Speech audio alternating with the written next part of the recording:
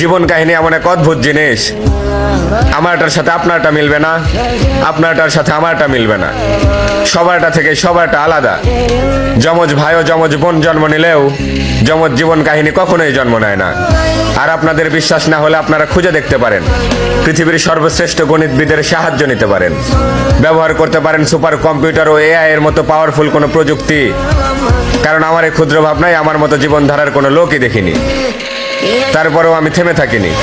এ মানব জাতির জীবনধারা নিয়ে ভাবতে ভাবতে আর অনেক কিছুই দেখলাম। কারো নুন আনতে পান্তা ফুরায়, কারো আবার পান্তা আনতে নুন ফুরায়, কারো আবার অনেক বেশি আছে, কেউ আবার ওই পান্তার প্লেটে নুন খেয়ে বেঁচে আছে। আর এখানেই শেষ নয়, আমি আরো দেখলাম কেউ শখের বসে নদীর পাড়ে ঘুরতে যায়, কেউ আবার ওই নদীর কাছে নিজের সর্বস্ব হারিয়ে রবের দ্বারে অভিযোগ জানায়, ইয়ে মালিক এ কেমন জীবন দিলে আমায়, দুঃখের সীমানা খুঁজতে খুঁজতে আজ নিজের সীমানা নাই। অতঃপর আপনারা হয়তো জানেন কি তা আমার জানা নেই, এ মানব জাতির জীবনধারা এমন এক অদ্ভুত বিষয় যার বিশ্লেষণ শুরু করলে কখনোই শেষ হবার নয়। তাই আজ আমার মতো হাজারো রাকিব যখন বিশ্লেষণের ব্যর্থতায় ভাসে, তখন ওই একমাত্র রবই জানে এ অদ্ভুত জাতির সৃষ্টির পিছনে তার মূলত কি উদ্দেশ্য আছে।